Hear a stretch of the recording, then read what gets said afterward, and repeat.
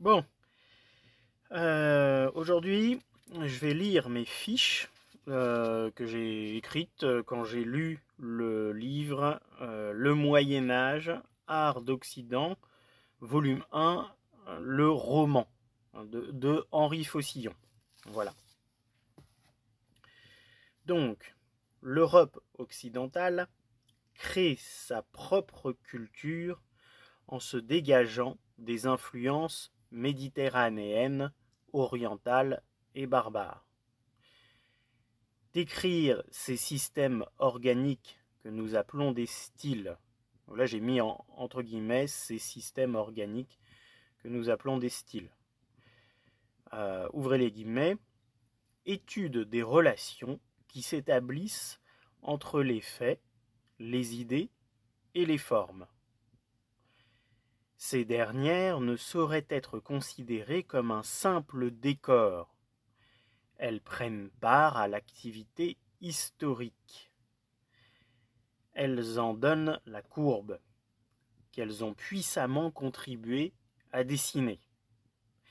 L'art du Moyen Âge n'est ni une concrétion naturelle, ni l'expression passive d'une société.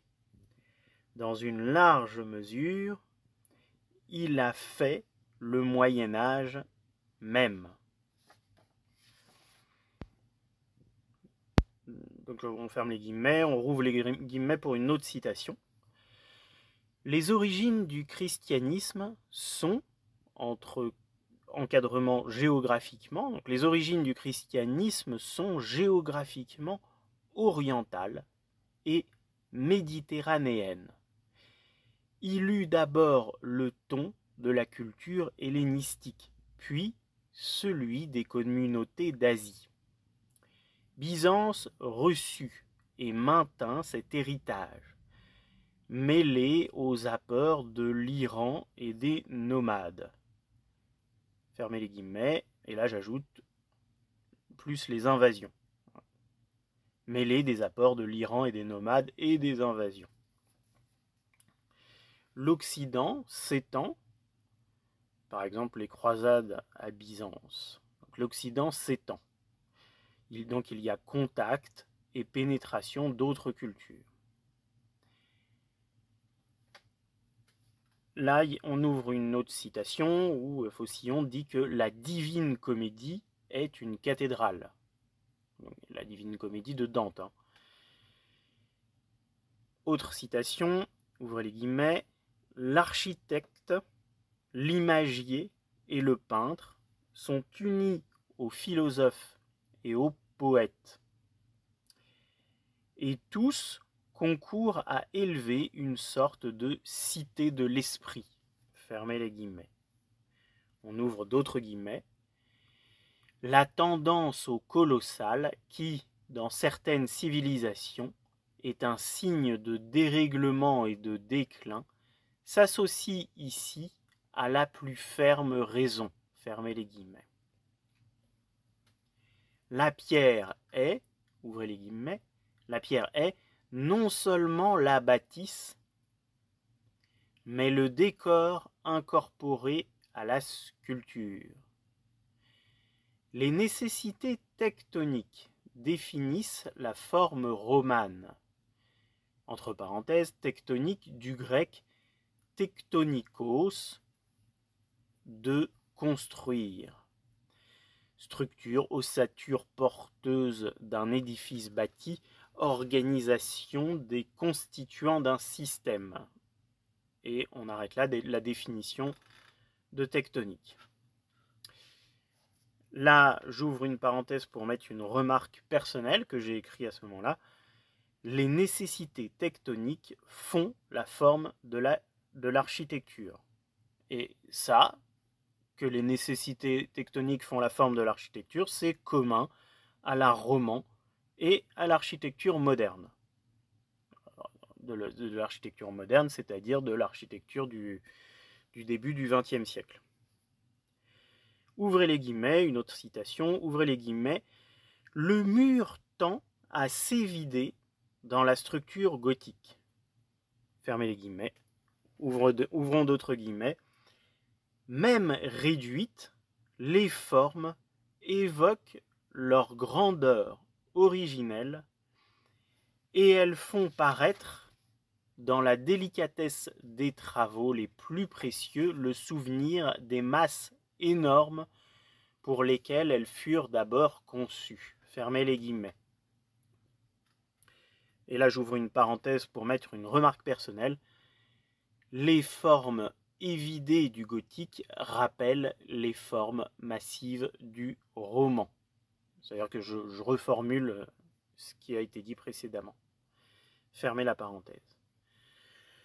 L'homogénéité des ensembles rend légitime la notion de style, pas de virtuosité. Le calcul des effets découle toujours du calcul des forces. Le Moyen Âge est dominé par l'architecture, par un raisonnement sur les rapports des forces et des formes.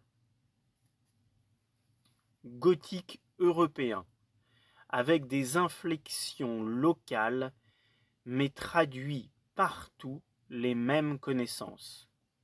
Le gothique européen a des inflexions locales partout, mais traduit partout les mêmes connaissances. Ouvrons les guillemets. Même dans la monotonie de l'art cistercien, il est possible de discerner des groupes localisés.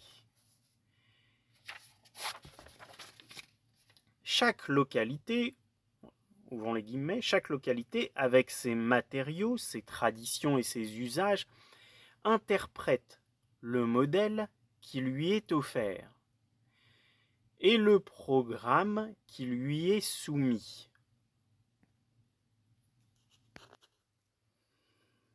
La sculpture romane a une valeur absolue et universelle, mais l'esprit des pays et des chantiers la parle avec un accent particulier. Ces variantes idiomatiques confirment la solide unité de la langue et témoignent de son aptitude à la vie. Donc il y a un langage universel qui envahit un grand territoire, mais ce langage universel est parlé avec des accents différents selon les localités. Donc universel, ici, ça veut pas dire sur le monde entier, hein, c'est européen.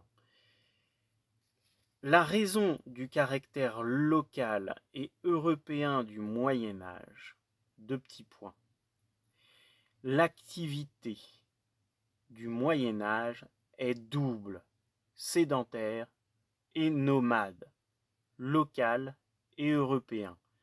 Les villes, terroirs, états féodaux, monarchies sont fixes.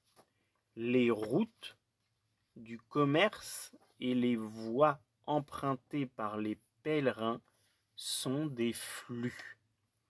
L'Europe mêle aux débris de la civilisation antique des vestiges des cultures barbares et des apports de l'Orient. Donc là, j'ai noté la page de la citation, hein, c'est page 16. De temps en temps, je note les pages. Là. Donc, on a une humanité plus diverse que sous l'Empire romain. Alors, pourquoi on conclut ça, là ? L'Europe mêle aux débris de la civilisation antique des vestiges des cultures barbares et des apports de l'Orient. Donc oui, parce qu'il y a plusieurs apports, donc on a une humanité plus diverse, moins homogène, d'accord ? Parce qu'il y a plus d'apports divers. L'institution monastique a répandu les dépôts L'institution monastique a répandu les dépôts des plus vieilles civilisations et mêlé dans les îles britanniques les songes des moines d'Égypte aux rêves linéaires des Celtes. Ouvrez les guillemets. L'universalisme de l'art médiéval a sans doute été préparé par cette fusion.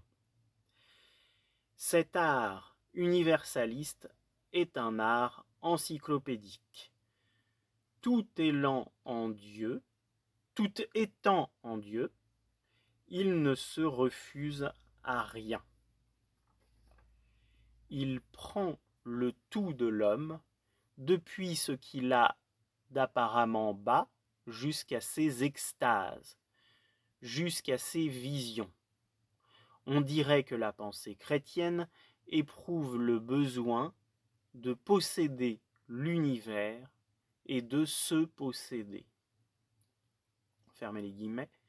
L'art roman n'avait aperçu l'immense diversité des créatures qu'à travers un réseau d'ornements et sous des apparences monstrueuses. Là où le gothique du XIIIe siècle lui impose l'ordre des hiérarchies. L'art roman avait multiplié l'homme dans la bête et la bête dans l'animal impossible. Alors je vais juste relire ce qu'il y avait un peu au-dessus, ça me semblait intéressant. Puisque à l'oral, pour souligner, il faut relire. L'art roman n'avait aperçu l'immense diversité des créatures qu'à travers un réseau d'ornements et sous des apparences monstrueuses, là où le gothique du XIIIe siècle lui impose l'ordre des hiérarchies. Ce qui veut dire que l'art roman est peut-être moins hiérarchique que le gothique. Des êtres soumis à d'incessantes métamorphoses d'une grande variété et présents en profusion. Le Moyen-Âge montre l'homme à tout moment de la vie, dans les misères et les grandeurs. Il ne s'arrête pas à l'épanouissement de la jeunesse. Ouvrez les guillemets. Il le prend à tout âge, dans toutes conditions, maniant l'outil, subissant ses maux, fermez les guillemets, il met l'homme au centre, ouvrez les guillemets, l'admirable humanité de la statuaire grecque est incomplète. Elle se meut dans l'impérissable. Elle est une affirmation si catégorique de l'homme qu'elle le voue à une sorte de solitude. Ça c'est intéressant, mais on ne parle pas du roman, là on parle de la statuaire grecque. L'admirable humanité de la statuaire grecque est incomplète. Elle se meut dans l'impérissable. Elle est une affirmation si catégorique de l'homme qu'elle le voue à une sorte de solitude. Fermez les guillemets. Ouvrez les guillemets. L'ordre des symétries et des correspondances, la loi des nombres, une sorte de musique des symboles organise secrètement ces immenses encyclopédies de pierre. Le Moyen-Âge n'est pas, comme porterait à le faire croire son nom, une transition entre deux âges. Il n'est pas un âge intermédiaire, il se suffit. La pensée qui ordonne, enchaîne, combine les éléments transmis par toutes les chrétientés, collaborant avec un succès inégal à la même œuvre universelle. La pensée qui les soumet à l'architecture et qui conçoit cette technique comme un raisonnement sur les fonctions, c'est la pensée de l'Occident. Bon, on va commenter juste 30 secondes tout ça pour se rappeler un peu de ce qui nous intéresse ici. C'est que il parle de l'Antiquité grecque, de la statuaire grecque, et que la statuaire grecque, ça cherche des formes qui vont rendre une vision de l'humanité, une vision de l'homme qui est impérissable, et que cette vision de l'homme impérissable, c'est aussi une vision de l'homme dans une forme de solitude. Et que ça, du coup, ça s'oppose à la statuaire romane, puisque dans la statuaire romane, la figure humaine n'est pas seule, puisqu'elle est obligée de s'adapter aux fonctions architecturales. Hein, là où elle dit, donc là, ça c'est souligné, la pensée qui les soumet à l'architecture et qui conçoit cette technique comme un raisonnement sur les fonctions, c'est la pensée de l'Occident. Donc ça, lui, il dit que c'est spécifiquement occidental. Bon, pourquoi pas, on ne sait pas. Mais en tout cas, ce qui est intéressant chez Faucillon, c'est qu'il décrit l'art roman comme étant ce truc de la figure, la figure qui s'adapte à la fonction architecturale, la figure humaine qui devient ornement, la figure humaine ou pas d'ailleurs, hein, ça peut être des animaux, ça peut être des monstres, mais en tout cas, chaque chose représentée s'adapte à l'ornementation architecturale ou même devient un ornement. Ouvrez les guillemets. L'analyse du rapport des parties dans un édifice chrétien d'Orient et dans une église occidentale, la comparaison des plans et de la mise en place du décor figuré révèle des différences fondamentales. À l'époque même où les relations et les accords semblent les plus étroits. On ouvre d'autres guillemets. Les styles ne se succèdent pas non plus comme des dynasties, par la mort des derniers mâles ou par leur éviction. Dans une période limitée et dans le même pays, des courants divers manifestent avec plus ou moins de force une activité parallèle. Donc ça j'imagine que ça veut dire que n'y a pas un style qui meurt et pof, le suivant qui commence. Les styles s'interpénètrent. On sait que l'art roman, l'architecture romane, ça a continué pendant très très très longtemps après que le gothique a commencé. Par exemple, j'imagine que c'est ça dont il parle. 12e siècle, deux petits points. Deux systèmes grandissent au nord et au sud de la Loire.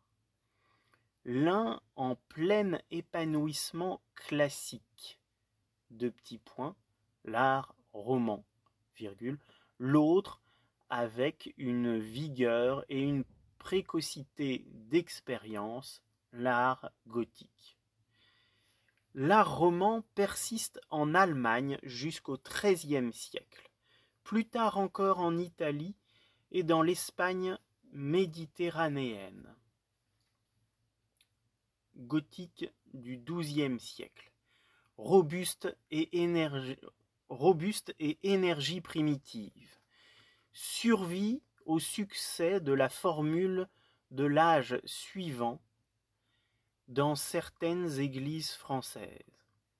Le gothique français classique importé en Angleterre, y évolue rapidement vers le décor baroque dont les éléments, nous revenant à leur tour pour s'implanter dans un fond qui en contenait et qui en réprimait les germes, étouffe et dénature sous leur luxuriance la forme suprême de l'art médiéval, le style flamboyant.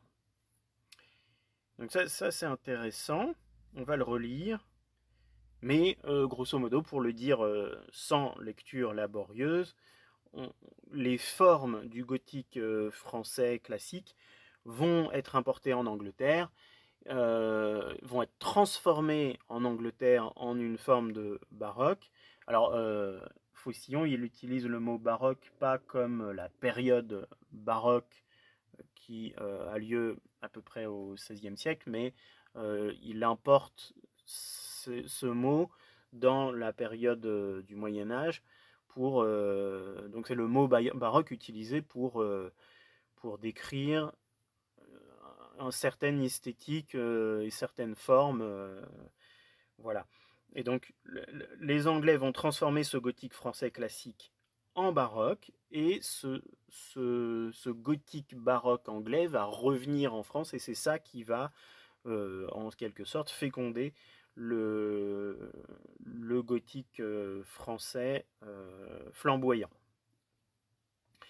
Le gothique français classique, importé en Angleterre, y évolue rapidement vers le décor baroque, dont les éléments, nous revenant à leur tour pour s'implanter dans un fond qui en contenait et qui en réprimait les germes, étouffent et dénaturent sous leur luxuriance la forme suprême de l'art médiéval, le style flamboyant.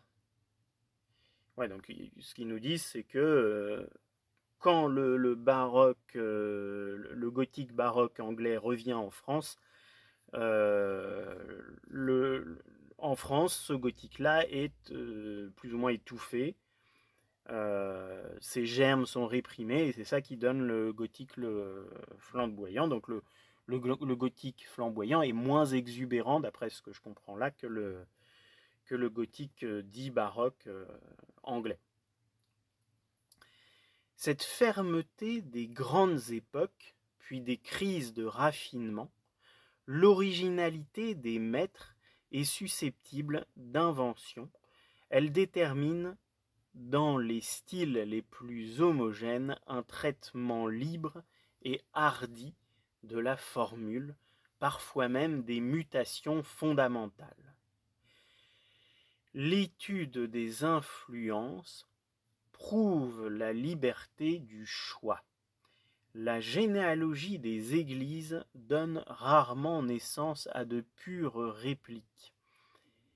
Elle révèle souvent, au contraire, une remarquable souplesse d'interprétation.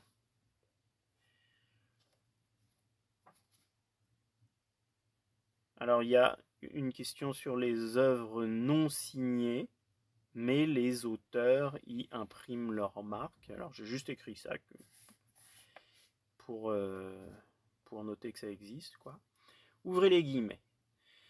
Ce serait une grave erreur de vouloir individualiser à tout prix et dans tous les cas des monuments qui sont riches de tant de recherches accumulées et dont la loi technique ne se prête pas non plus à la facilité sans cesse renouvelée de l'invention. Mais l'erreur ne serait pas moindre d'en bannir la qualité personnelle et humaine. Oui, donc là, cette phrase, je l'ai écrite parce qu'il y a plusieurs trucs intéressants. Il y a le fait que quand il y a des lois techniques assez lourdes à porter, ça se prête moins à l'invention, et donc c'est pas des œuvres qu'on va individualiser. Donc ça, c'est un autre truc intéressant, c'est que l'invention, ça va avec l'individu, dans son idée, dans cette phrase, avec laquelle on peut être d'accord ou pas. Et puis il finit par dire que il ne faut pas bannir non plus les qualités personnelles de ces œuvres. Voilà. La période romaine voit naître l'ogive qui se développera les siècles suivants. Voilà. Donc il dit qu'il y a déjà des ogives pendant la période romane, sachant que on a l'habitude de dire que les ogives, c'est spécifique au gothique. Donc là, c'est un gros titre, c'est souligné, écrit en majuscule. Livre premier, Orient et Occident, l'art roman, chapitre 1, les grandes expériences du XIe siècle. Voilà, ce qu'on lisait jusqu'à maintenant, c'était l'introduction. Les invasions, 2 petits points. 2 humanités, l'une n'a cessé d'évoluer au cours d'un long et glorieux cycle de civilisation. L'autre reste attachée aux règles les plus anciennes de la vie sociale et de la culture. L'une construit des villes en pierre et l'autre des habitats provisoires. L'une conçoit l'architecture comme un élément primordial de l'activité et respecte dans les formes plastiques l'image de la vie. Ça, je l'ai souligné, respecte dans les formes plastiques l'image de la vie.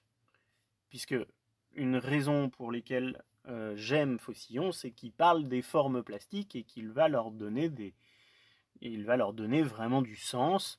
Il ne va pas se limiter juste à ce qui est représenté, il ne va pas se limiter à l'iconographie, il va vraiment faire parler les formes.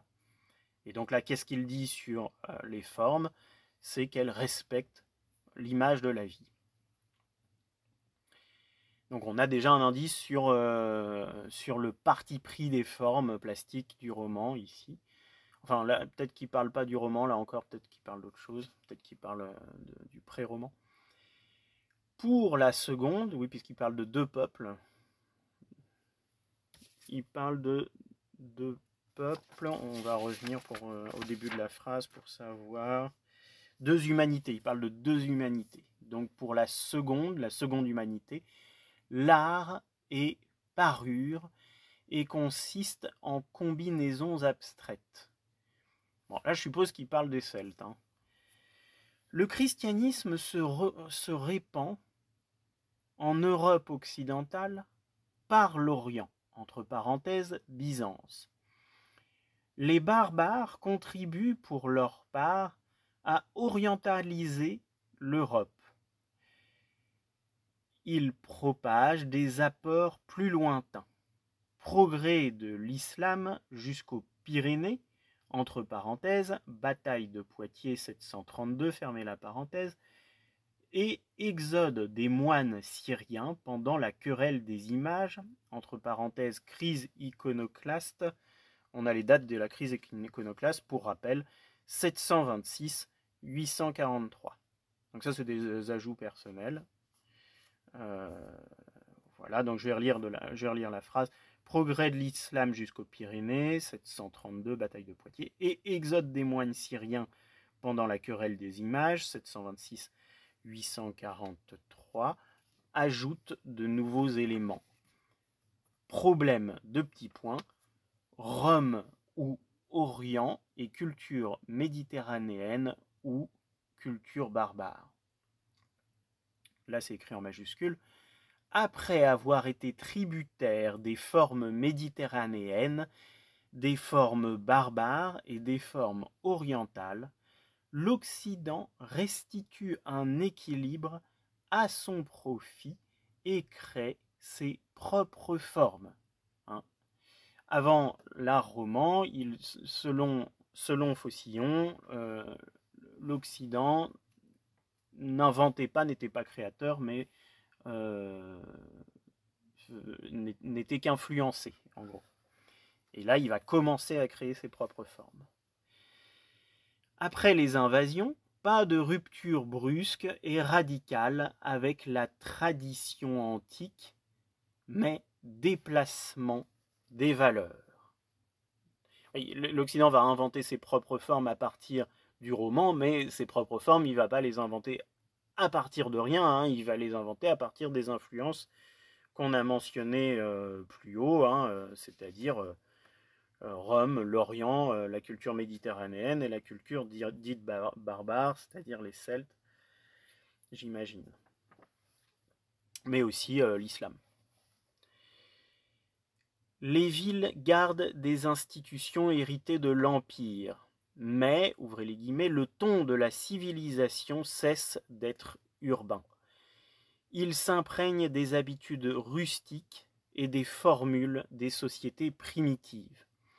L'objet a désormais plus d'importance que le monument et le signe plus d'intérêt que la figure.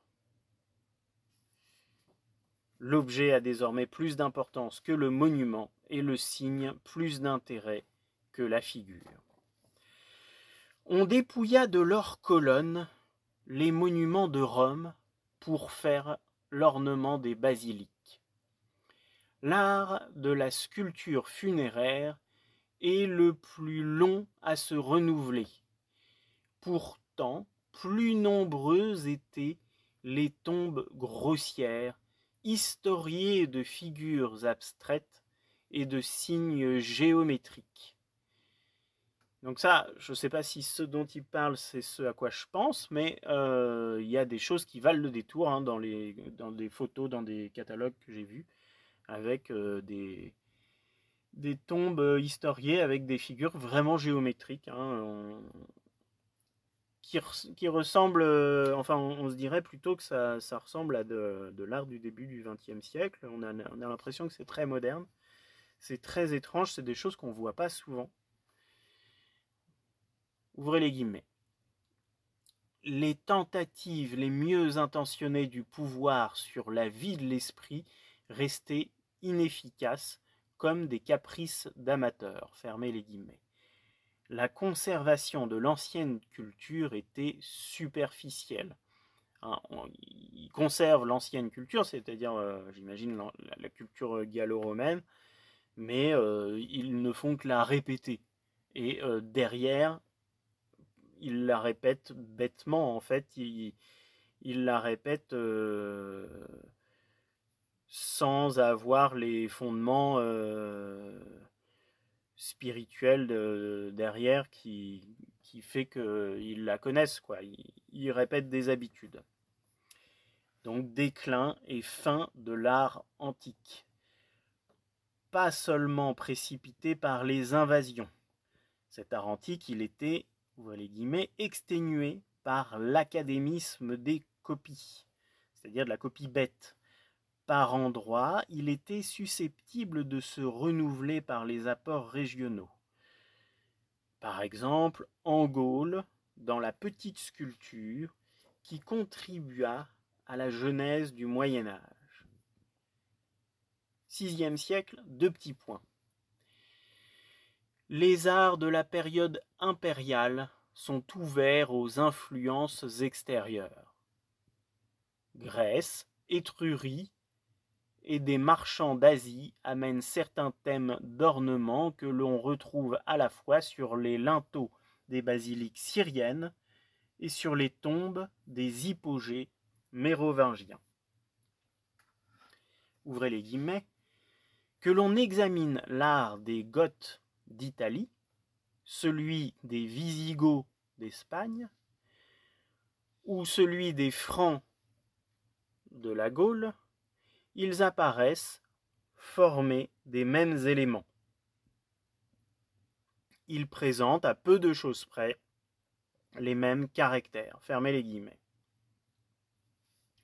Copie.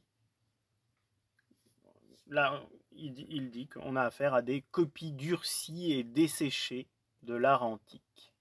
Donc on est là sur ce truc de l'académisme, du fait de répéter bêtement des choses qu'on ne sait plus très bien pourquoi on les copie.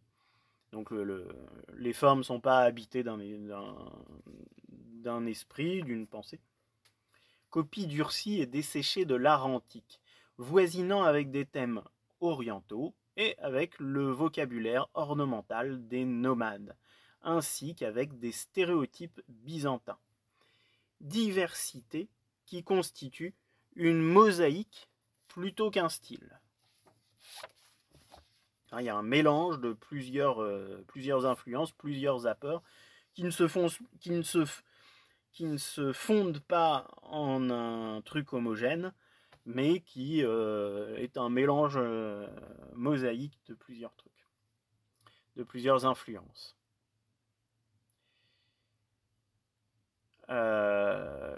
alors là, c'est écrit que c'est des architectures surtout connues par des textes. Oui, parce qu'il y a des choses qui n'arrivent pas jusqu'à nous, et apparemment, il y a des choses, des œuvres ou des architectures que l'on ne connaît que par des textes. Et donc là, j'ai juste écrit architecture surtout connue par des textes parce que ça m'intéresse l'idée que des choses ne parviennent pas jusqu'à nous, mais que néanmoins on les étudie et donc on ne les connaît que comme description. Mais j'ai pas écrit toute la phrase parce que voilà. Ouvrez les guillemets. La décadence de la pierre a pour contrepartie l'admirable développement des arts précieux, l'abolition ou la réduction schématique de l'image de l'homme est en accord avec la science et le foisonnement du décor abstrait. Réduction schématique de l'image de l'homme. Ça, c'est une bonne manière de décrire un parti pris plastique, c'est intéressant. Conception chiffrée de l'univers, qui se passe de la représentation des figures et qui même y répugne. Donc ça, je l'ai souligné, je l'ai écrit en gros, donc je vais le répéter. Conception chiffrée de l'univers qui se passe de la représentation des figures et qui même y répugne, ou qui tend à l'envelopper et à la dénaturer dans ses méandres. Cette conception chiffrée remplace la conception de la ressemblance et de la vraisemblance, donc qui devait être surtout celle de l'Antiquité grecque, hein, c'est l'Antiquité grecque, la ressemblance et la vraisemblance. Par la suite, l'Orient, le Nord et la culture préhistorique auront une part dans cet absolutisme géométrique de la sculpture romane, de même que l'islam. Donc ça, c'était page 33.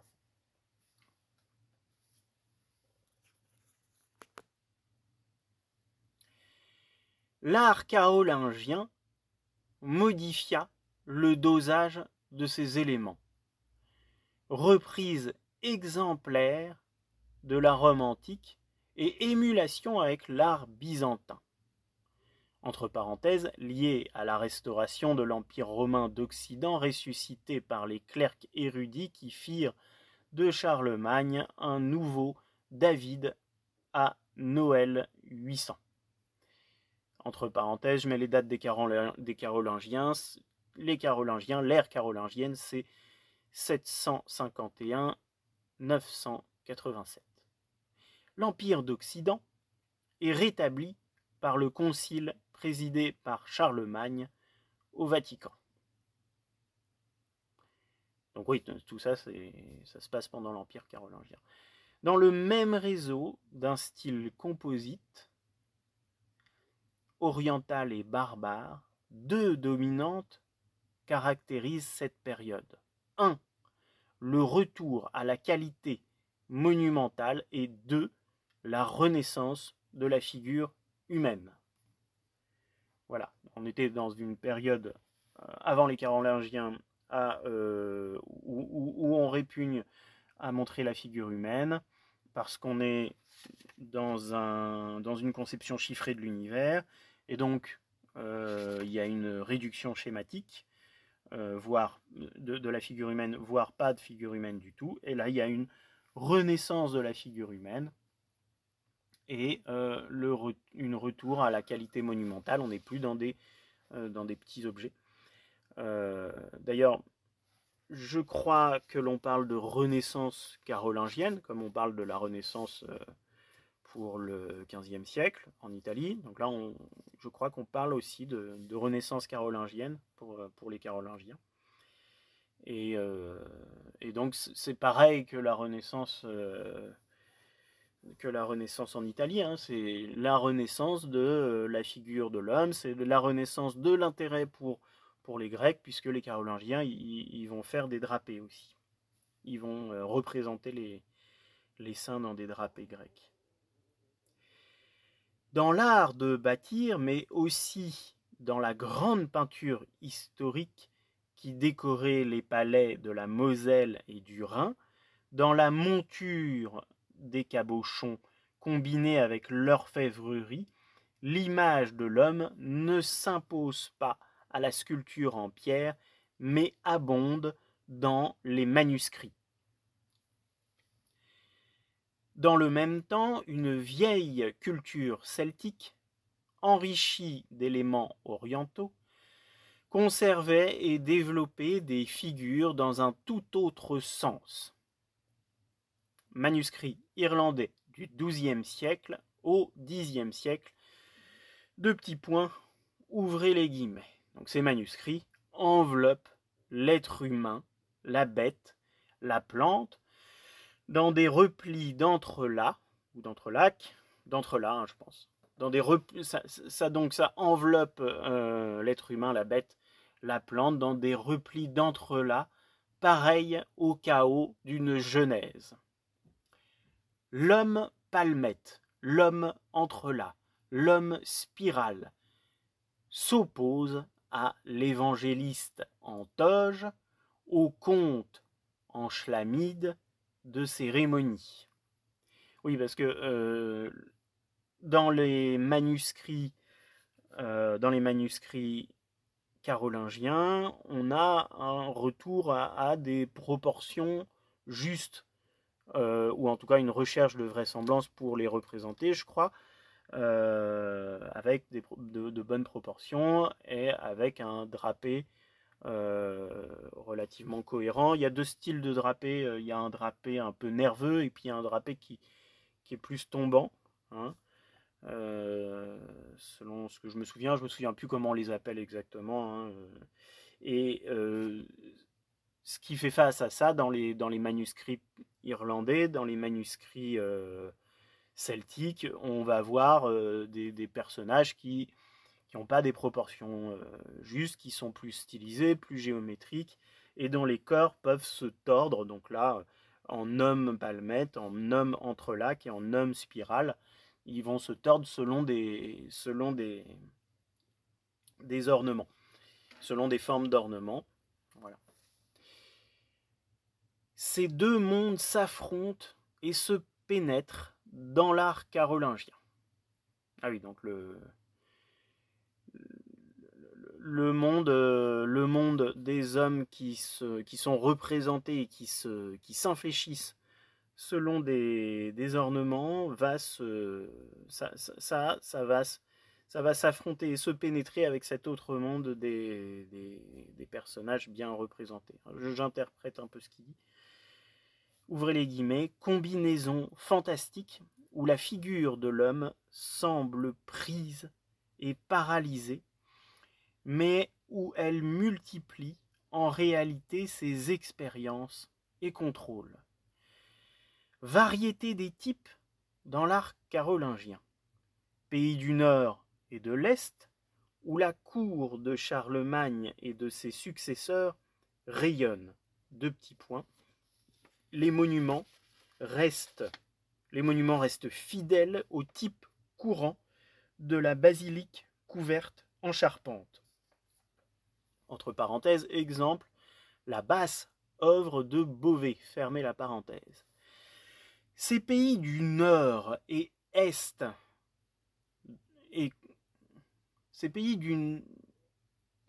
Nord et Est et la cour de Charlemagne résistent au progrès du système roman.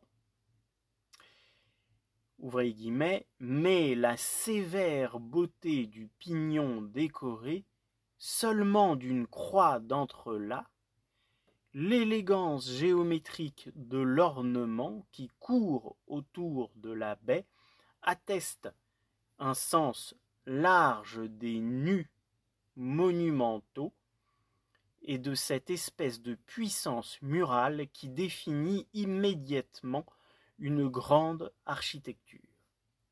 Cette puissance murale sera reprise par les architectes romans d'Auvergne. Tout un groupe de monuments romans s'inspire de la chapelle palatine d'Aix, elle-même inspirée de Saint Vital de Ravenne. entre parenthèses, remarque personnelle, inspiration provenant de l'Italie byzantine, fermez la parenthèse.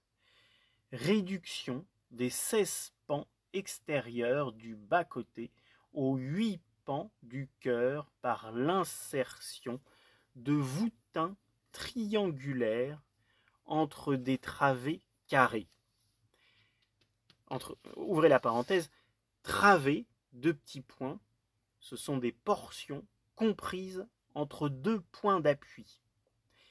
Cette portion, qui peut être une voûte, un comble ou un pont, les points d'appui peuvent être des colonnes, des piliers, etc. Autre définition, voûtin, deux petits points. Portion de voûte. Exemple, dans l'architecture gothique, 4 voûtins triangulaires délimitent par des arêtes ou nervures ou ogives forment une voûte d'arête. Fermez la parenthèse pour les définitions. Mais c'est un profil oriental que l'église de Germigny-des-Prés dessine sur le ciel du pays de Loire. 4 berceaux, terminés par des culs de four et contrebutant une tour centrale coiffée d'une coupole avec des chapelles carrées plus petites logées dans les bras de la croix. Inspiration probable de petits points orientale, la cathédrale arménienne d'Etchmiadzin, construite en 618. Alors j'ai cherché plus loin, je pense que je le dirais, mais comme je m'en rappelle, cul de four, je me souviens que cul de four, ça vient des fours à pain, on appelait les fours à pain cul de four, et ils avaient la même forme, c'est-à-dire un quart de sphère, hein, c'est un peu un quart de sphère pour le toit, et c'est pour ça qu'on appelle ce truc-là un cul de four, parce que ça a la même forme que les culs de four des fours à pain. Dans mon souvenir, c'était ça, cul de four. Rome, Byzance, l'Asie, influence de l'art carolingien.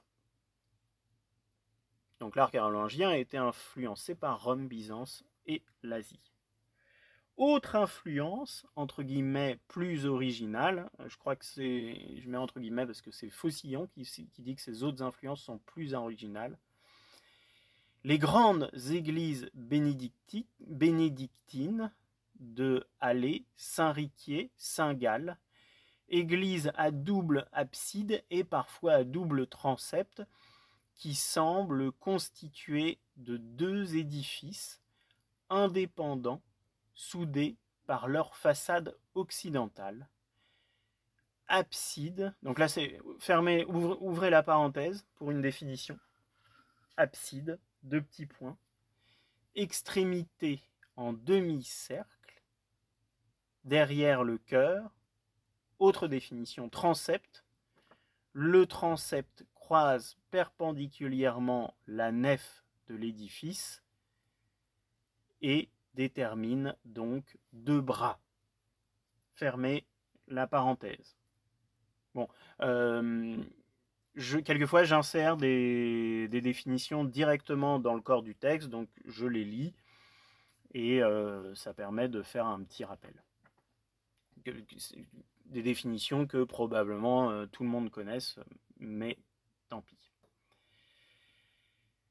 C'est le modèle des énormes basiliques romanes du Rhin dont il continue la tradition avec une nouveauté, un couloir qui prolonge les bas-côtés autour du sanctuaire et sur lequel s'ouvrent les chapelles absidales. Le déambulatoire à chapelle rayonnante. Exemple, au cœur de Notre-Dame de la Couture au Mans.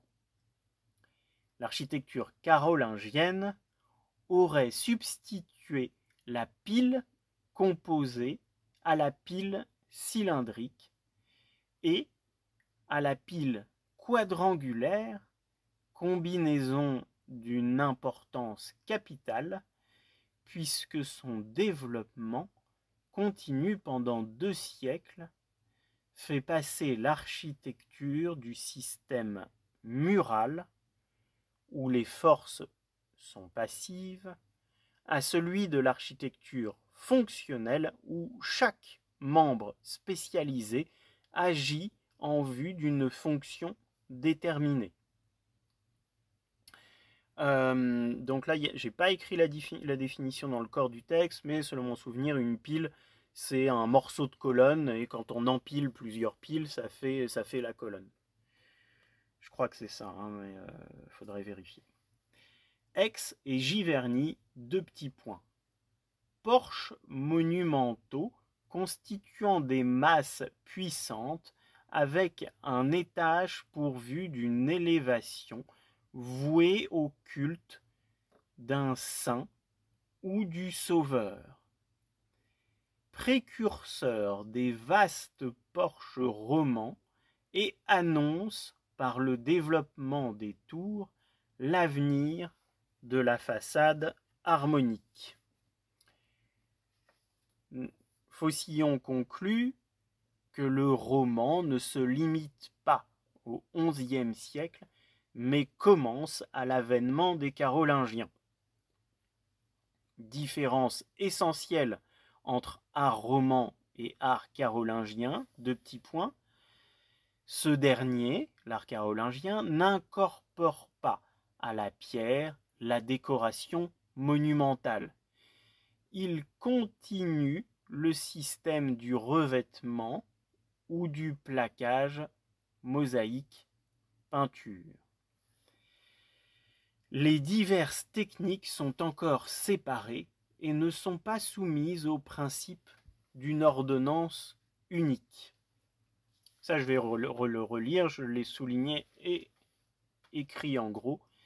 Les diverses techniques sont encore séparées dans l'art carolingien et ne sont pas soumises à un principe d'une ordonnance unique comme dans l'architecture romane. Ouvrez les guillemets. Le goût de la sculpture monumentale en pierre n'est pas encore réveillé en Occident, alors que dans certaines chrétientés d'Asie, notamment dans les églises transcaucasiennes, il donne déjà des figures importantes et de vastes ensembles. Fermez les guillemets, c'était donc page 41 ça. Ouvrez les guillemets. Un Moyen-Âge pictural qui dissimule la pierre sous une parure plate et brillante précède immédiatement un Moyen-Âge qui s'exprime avec plénitude dans la pierre et qui reste constructeur jusque dans la plastique et la peinture. Les ivoiriers carolingiens précèdent et préparent certaines expériences décisives de la sculpture monumentale de l'époque romane. Y sont déjà présents 2 principes. 1. Le principe de l'étroite adaptation au cadre. Donc ça, c'est tout le truc de Faucillon sur la spécificité de l'art roman, c'est que y a une étroite adaptation au cadre. Et là, il ne le dit pas, mais c'est une étroite adaptation de la figure, de la sculpture, de l'ornement au cadre architectural. Et cette étroite adaptation, c'est une étroite adaptation de la figure qui souligne la fonction de là où elle est, en fait. Si la fonction s'est portée, voilà. Donc, ils sont déjà présents chez les ivoiriers carolingiens. Ils sont déjà présents 2 principes. Le principe de l'étroite adaptation au cadre.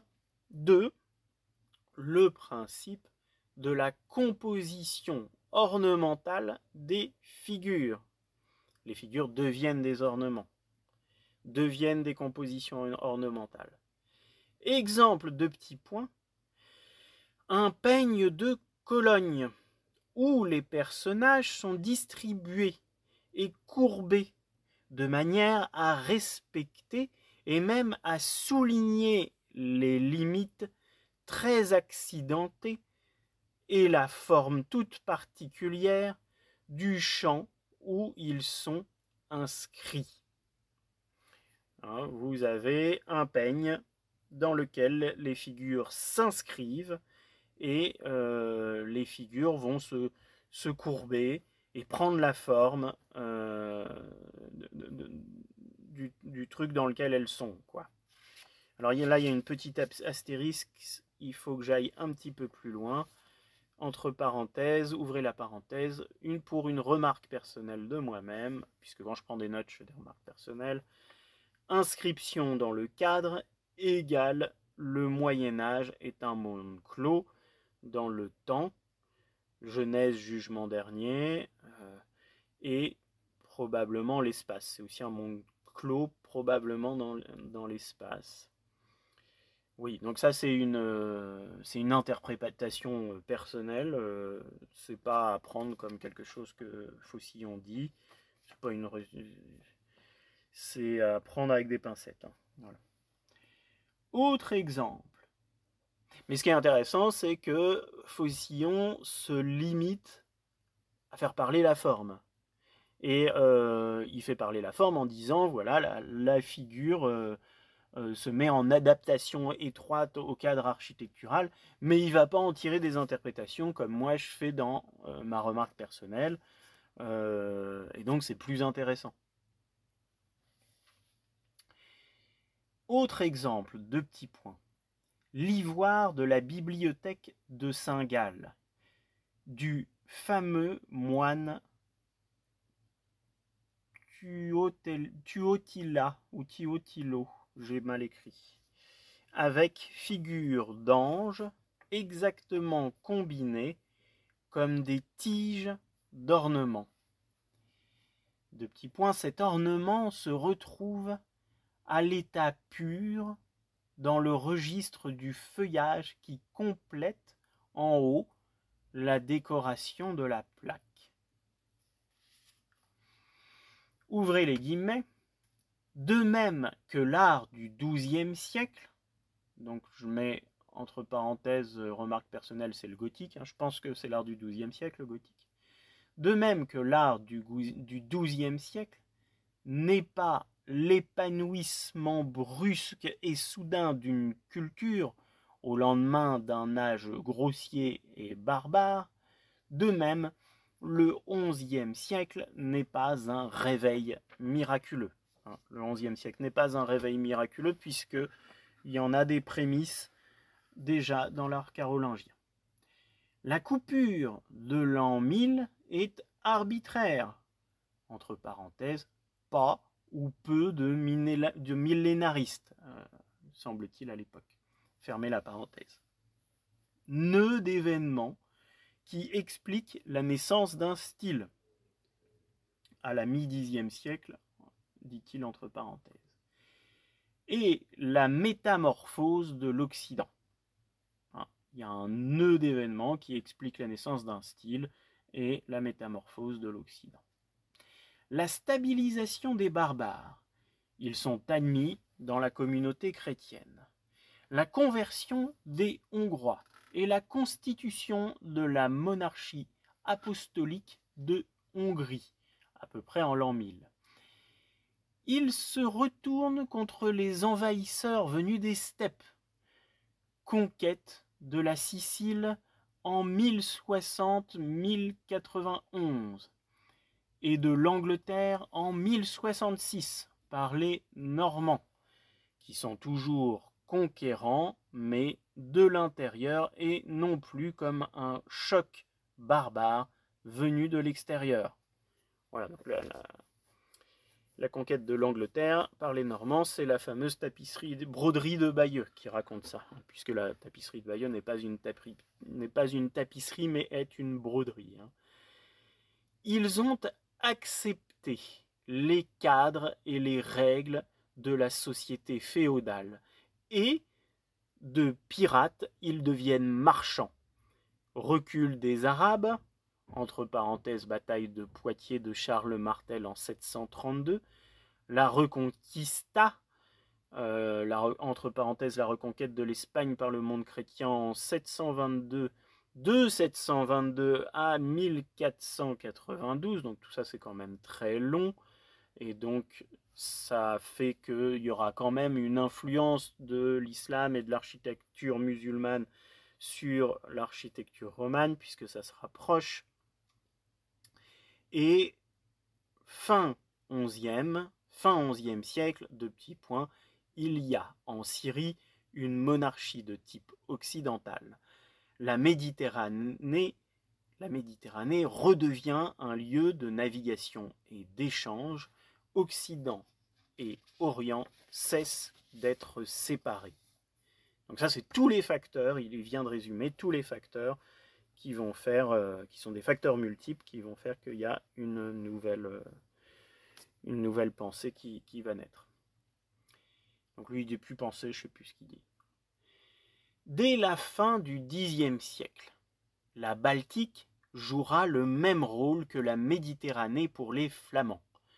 La Prusse et jusqu'en Russie, deux nouvelles formations politiques, le Saint-Empire romain germanique, entre parenthèses, le saxon Othon, roi d'Allemagne et sacré empereur à Rome en 962, charge jadis ressuscité au profit de Charlemagne, fermez la parenthèse, et la monarchie capétienne, Hugues Capet, roi en 987, dynastie qui durera 8 siècles. Reprise de la croisade d'une civilisation urbaine et marchande, interrompue au 8e siècle, permise par le refoulement des barbares, l'accroissement de la population, la liberté du trafic par la mer, la stabilité politique, etc. Voilà, donc tout ça, c'est des notes que j'ai prises, que j'ai écrites, que j'aurais pas dû écrire normalement, mais parce que ça parle pas d'art, ça parle que d'histoire, mais je les ai écrites quand même parce que ça fait du bien d'avoir un petit rappel historique qui vient souvent de loin, de l'école primaire souvent, ou du collège, donc ça fait un petit rappel. Donc ça fait, on en est au bout d'une heure. Donc je vais bientôt m'arrêter. Bah, je vais m'arrêter maintenant. Voilà, je m'arrête à la fiche numéro 7. Et on continuera la prochaine fois. C'est quoi déjà la phrase de fin? Oui, parce que je ne vais pas faire de générique et tout ça. Mais bonne lecture de livres d'histoire de l'art et travaillez bien votre perception sensible en allant dans des musées.